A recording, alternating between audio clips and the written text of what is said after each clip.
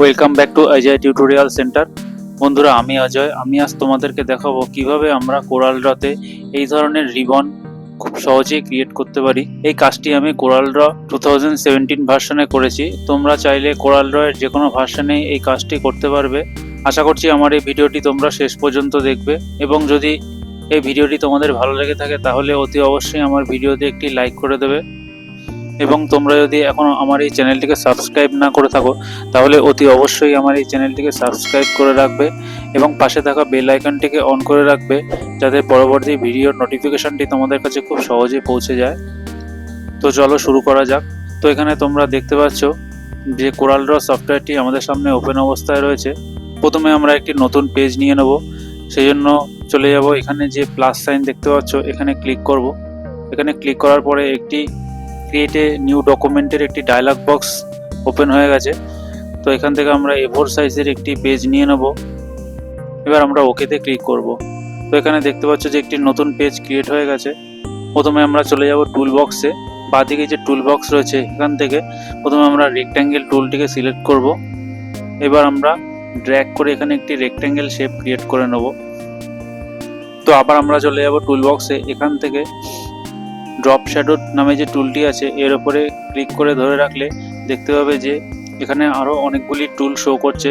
এখান থেকে আমরা এনভেলপ টুলটিকে সিলেক্ট করব। এনভেলপ টুলটি অ্যাক্টিভেট হওয়ার পরে বা এনভেলপ টুলের উপরে ক্লিক করার পরে দেখতে পাচ্ছ যে এনভেলপ টুলের প্রপার্টি বার এখানে শো করছে। তো এখান থেকে আমরা সিঙ্গেল আর্ক মোড যে অপশানটি আছে এটিকে সিলেক্ট করব। তো এটি সিলেক্ট করার পরে আমরা কিবোর্ড থেকে কন্ট্রোল কি প্রেস করে ধরে রেখে এখানে যে স্কোয়ার বক্সটি আছে এই বক্সটির উপরে ক্লিক করব এবং ড্র্যাগ করে একটু উপরের দিকে ওঠাবো। তো দেখতে পাচ্ছ যে রেক্ট্যাঙ্গেল শেপটি এখন কিছুটা কার্ভ হয়ে গেছে। এবার আমরা পিক টুলে ক্লিক করব। তো এখন আমরা এই শেপটির একটি ডুপ্লিকেট কপি ক্রিয়েট করব। তো ডুপ্লিকেট করার জন্য আমরা প্রথমে এটিকে ড্র্যাগ করে নিচের দিকে নামাবো এবং রাইট ক্লিক করে ক্লিকটিকে ছেড়ে দেবো। তো দেখতে পাচ্ছ যে এই শেপটির আরেকটি ডুপ্লিকেট কপি ক্রিয়েট হয়ে গেছে। তো আবার আমরা চলে যাব টুল বক্সে। এখান থেকে রেক্ট্যাঙ্গেল টুলটিকে সিলেক্ট করব এবং ঠিক এরকমভাবে একটি রেক্ট্যাঙ্গেল শেপ ক্রিয়েট করব। এবার দুটি শেপকে একসঙ্গে সিলেক্ট করব। তো দুটি শেপকে একসঙ্গে সিলেক্ট করার পরে তো এখানে দেখতে পাচ্ছ যে এখানে অনেকগুলি অপশন শো করছে। তো আমরা এখান থেকে ব্যাক মাইনাস ফন্ট যে অপশানটি আছে এই অপশানটিকে সিলেক্ট করব। তো এটি সিলেক্ট করার পরে দেখতে পাচ্ছ যে রেক্ট্যাঙ্গেল শেপটি থেকে আগের যে শেপটি ছিল সেটি মাইনাস হয়ে শুধু এই অংশটুকু রয়ে গেছে। এবার আমরা এটিকে ড্র্যাগ করে ঠিক এই পজিশনে এনে ছেড়ে দেবো। তো এখানে অটোমেটিক্যালি ট্র্যাকিং হয়ে যাচ্ছে। এবার আমরা এই শেপ দুটির মধ্যে কালার ফিল করব। তো এখান থেকে আমরা একটি কালার ফিল করে দিলাম এবং পিছনের শেপটিতেও আমরা একটি কালার ফিল করব।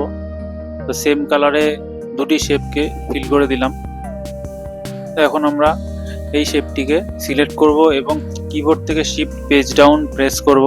তো দেখতে পাচ্ছ যে শেপটি পেজের একদম পিছনে চলে গেছে। তো এখন আমরা চলে যাব টুল বক্সে। এখান থেকে ফ্রি হ্যান্ড টুলটিকে সিলেক্ট করব এবং এখানে একটি ট্রায়াঙ্গেল শেপ ক্রিয়েট করব।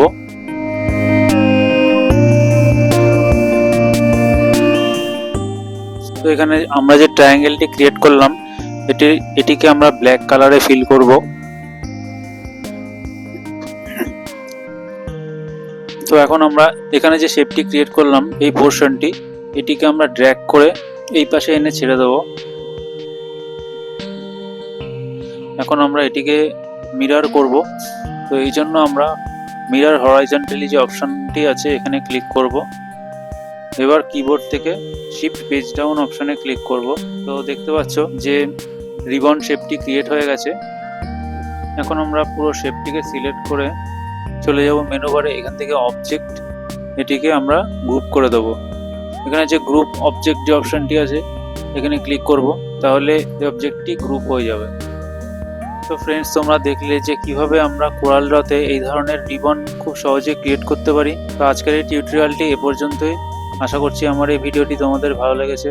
আর যদি ভালো লেগে থাকে তাহলে অতি অবশ্যই আমার এই ভিডিওতে একটি লাইক করে দেবে।